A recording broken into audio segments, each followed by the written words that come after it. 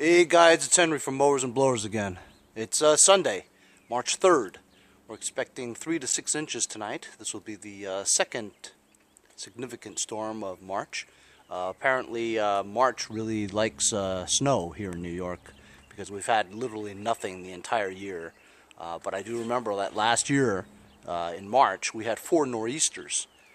They consisted of almost 1 to 2 feet each. You know, one of them was like 3 feet. So today we're getting 3 to 6. You know, it's gonna then taper off into some sleet and rain, so it should wash away for tomorrow's commute. However, 3 to 6 inches is still kind of cool. You know, the last storm they said that it was going to be 1 to 2 inches, but we got 5. You know, 4 to 5. So they're always wrong. So 3 to 6 inches could easily be a foot. You know, if they get it wrong, which they always do. So in the interim, since I haven't whipped out the beast, well, the monster, in like a couple of years, I figure I'd do an oil change on it and get it all tuned up anyway, you know what I mean? Before I store it again for another year, because, you know, there's never been enough snow for me to actually use it, you know what I mean? But, so I think I have to kind of tune it up before I store it again, you know, for the spring.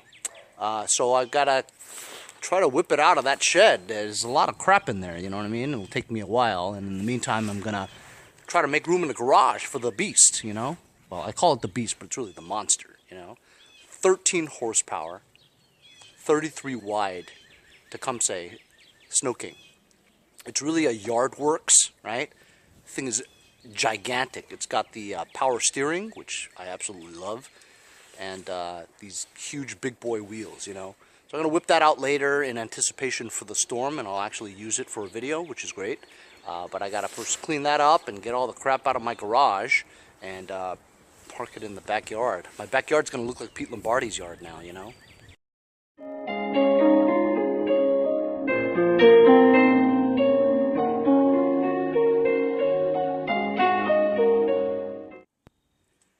All right, well, here it is. It's been sitting there for 2 years. It does have a fuel shutoff, which I just turned on. So I'm going to try to start it. I mean, I don't know the condition, but we'll see.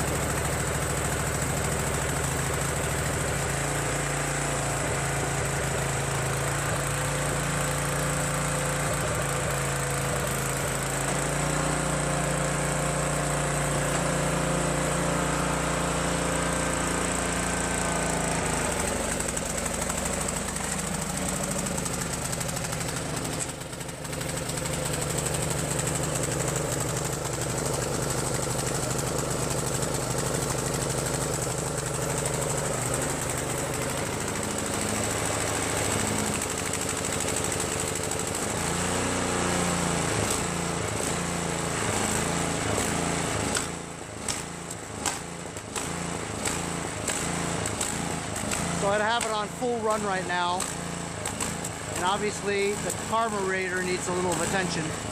But can you believe it started up just like that, you know?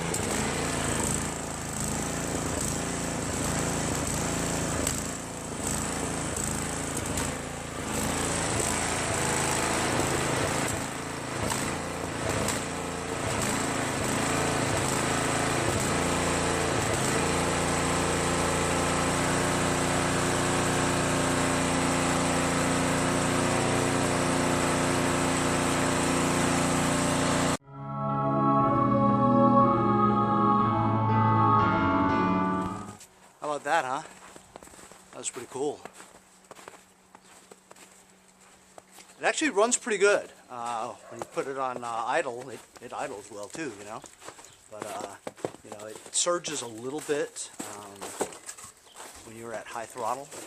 So I'm gonna just take the carburetor and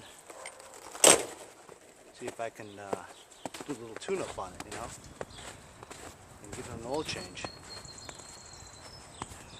Did you see how I was blowing the snow from the backyard into the neighbor's yard? I don't like my neighbor back there. Anyway, any words? You know, I don't know why people watch Pug 1. Seriously. It's so boring, man. It's got like 222,000 subscribers. I don't know how he does it, you know? Seriously. Alright, so there you go. This is a beastie boy.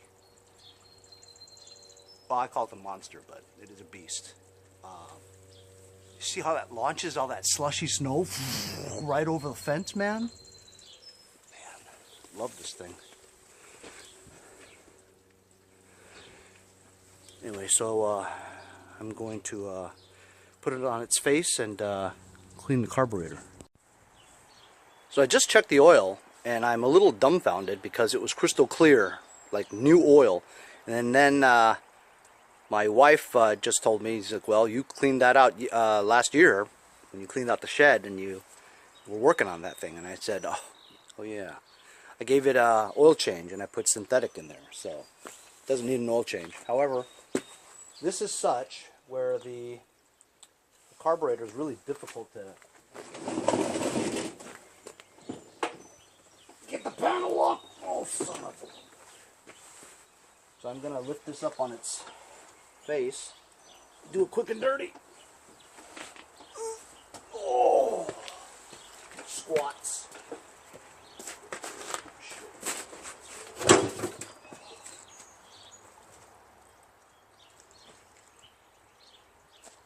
I got the fuel shut off on, and now I can have access to the carburetor.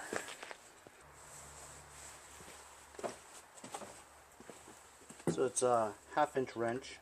It's hard to do because, as you can see, this it has a fuel bowl drain valve here that's in the way, plus the fuel line is also in the way. I could disconnect the fuel line, but try to see if I can get this. Man, that's tough. Doesn't give me much room. Might have to. I might strip it. It's kind of a pain, huh? Alright, so I got the fuel line off. It actually wasn't that hard. Surprisingly, it has that carburetor where the fuel inlet is one of those angled ones. Those angled ones are usually for 5 horsepower or smaller. So I wonder if even this carburetor is the right one, but I mean, it looks like it's stock, you know what I mean? But, you know, if this gave me problems, I would try to put a, you know, the bigger carburetor on there with the bigger holes. I gotta get a socket. A socket, 1/2 inch. Man, now this linkage is in the way. Jesus Christ.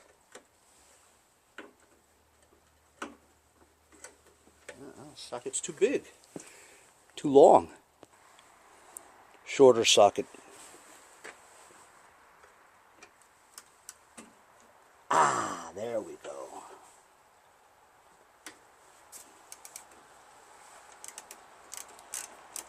Got a little rag under there. As you can see, fuel is dripping.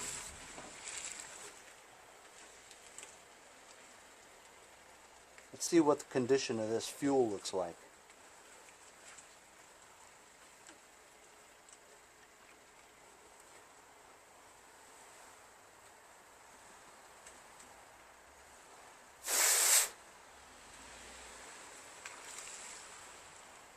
Jet nut is clear, that big hole. And the small hole seems to be clear. There's some residue.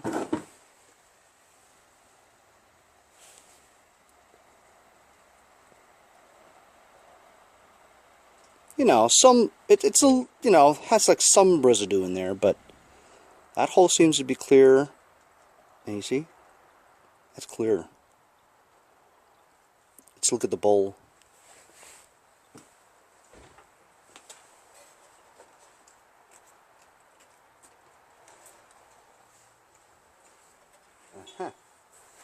Check that out, guys.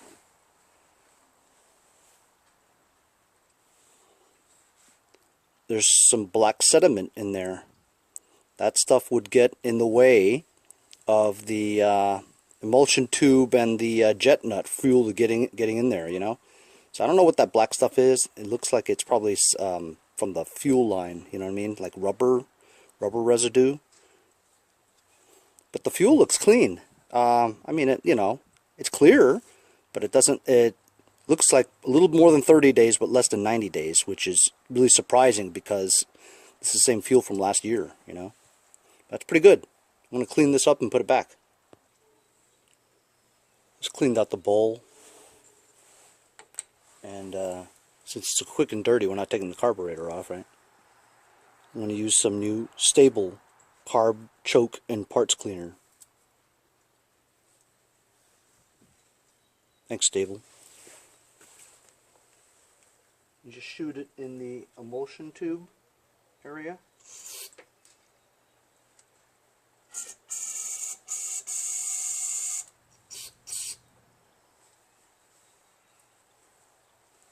And then you try to lift the float bowl, not the bowl, the float, and shoot it in the little holes that they have there. You know, I'm not going to do that because it looks clean and I don't want to get the gasket all saturated. So I'm going to put the bowl back on. Before I put it back, I'm going to get my torch tip cleaners and go over this hole again just to make sure I find the right one. There we go.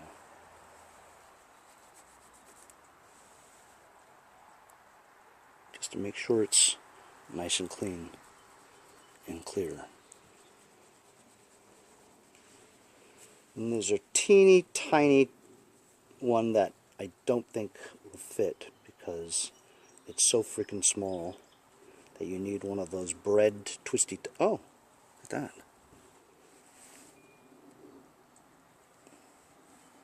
I'm going to try to focus for you. Damn it.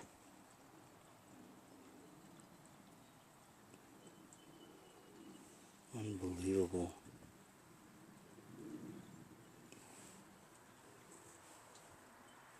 Anyway, you get the picture.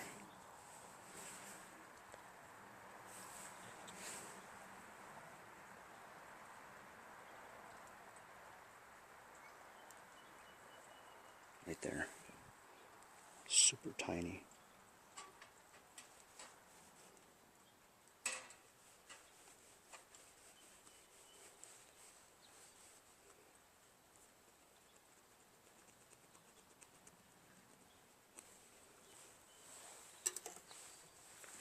After that, blast it with some carb cleaner. You saw it all came out nicely. Put the bowl back.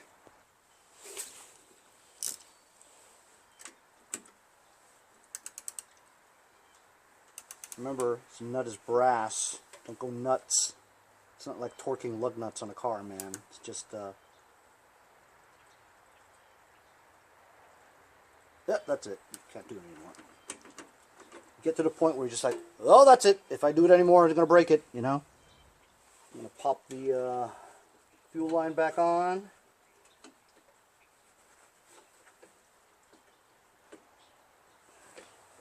Make sure it's seated. Yep. And then put the clamp back on. Sorry, I know I got my big head in the way, but what are you going to do? We've got to put it on, right?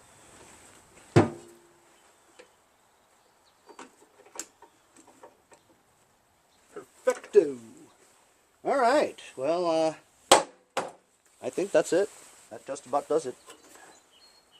That's what I call a quick and dirty, you know, where you can clean the carburetor without taking off the thing there. That thing wraps around the top. It's like 4 or 6 bolts, you know, to take that off. So here we're lucky that this is a big machine. So you know that heater box over there, there's a lot of room over there. You know, you can stick your whole 2 hands in there. So there's a lot of room aside from the hoses and stuff.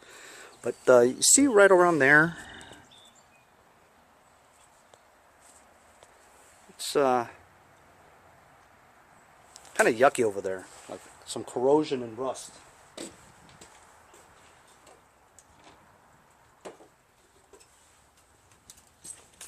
So I'm going to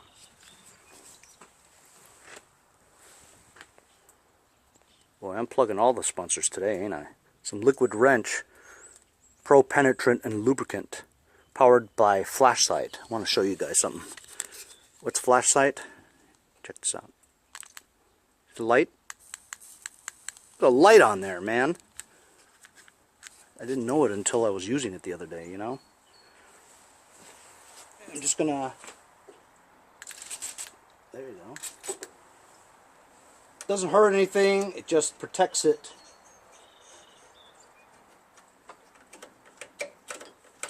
Protects it from you know, water and all that stuff. It's just lubricant. That's all it is.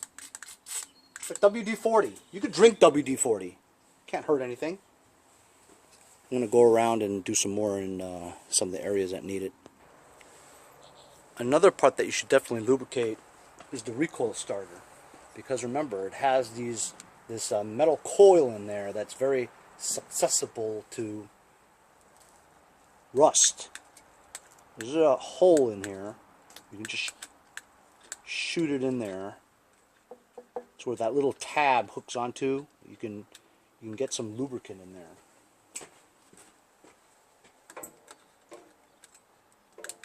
This way it lubricates the coil on the inside to prevent it from rusting, because this part's always getting wet, you know. And the last thing you want is that coil to get all rusty and break while you're right in the middle of trying to pull start it or something. Yeah, you definitely don't want that. Anyway, man, that's cool.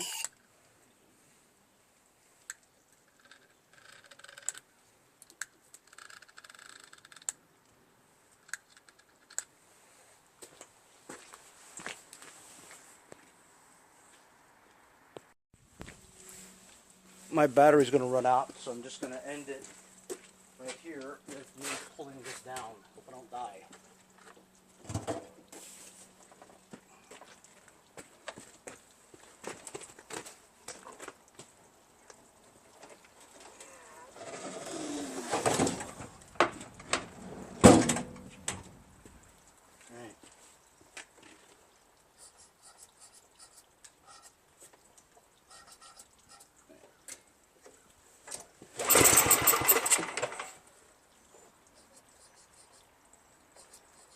Gotta wait for the gas. Oh, has the fuel shut off on. Duh.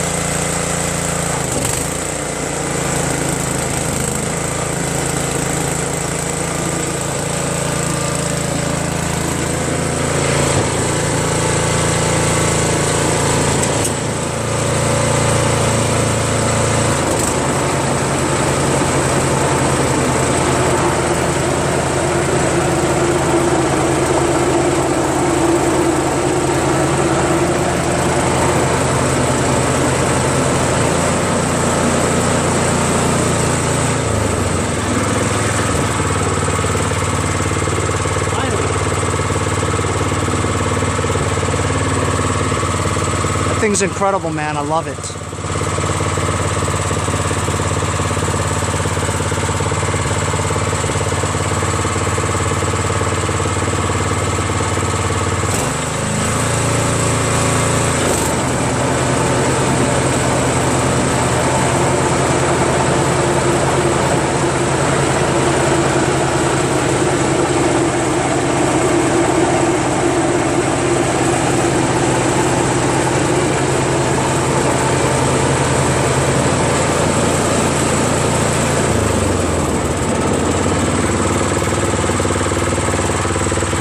Fantastic. So when the snow comes, I'll do a video using this baby. See you guys later. Since I probably will never sell this. Yeah. Put my Mowers and Blowers bumper sticker on there. Hey guys, support the channel. Buy a sticker. Here's a good shot of size comparisons of the two-stage snowblowers. Obviously there are many different sizes. The most common is like a 524, which is a 5 horsepower 24 wide, right? So the one on the right, the Craftsman red one, is a 9 horsepower 28 wide.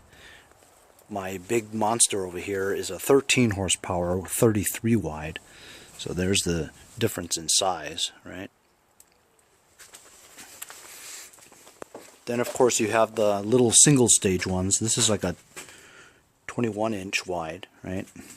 And here's your common one, which is the not common as in saying, you know, about the tracks. Obviously the track ones are not as common, but this is a 524.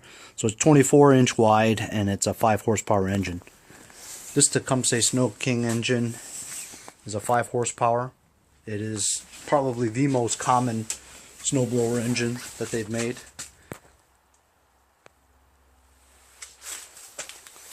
Even though this track drive looks intimidating with the tracks, it's really not very big, you know?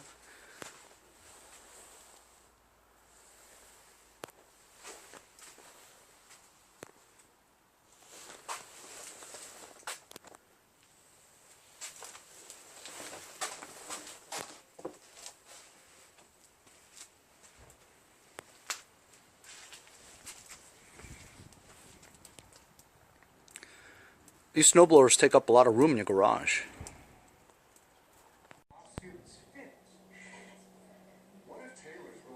And it started. Tomorrow morning it should be 5 to 7 inches. So it's the next morning. It's about 8 o'clock in the morning now.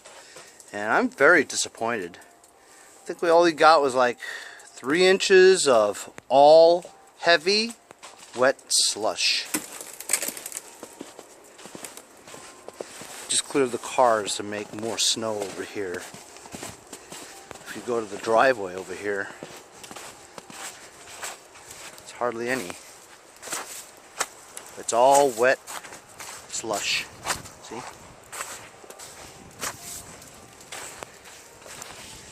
Plows pushed some in over here. Just cleared some of the cars. The roads are clear for the kids to go to school, even though they had a delayed opening. So, yeah, a little anticlimactic, yeah? But nevertheless, I have it out, and I'm going to see if it blows this slush. I'm going to take it slow because you don't want to shear any pins, you know what I mean?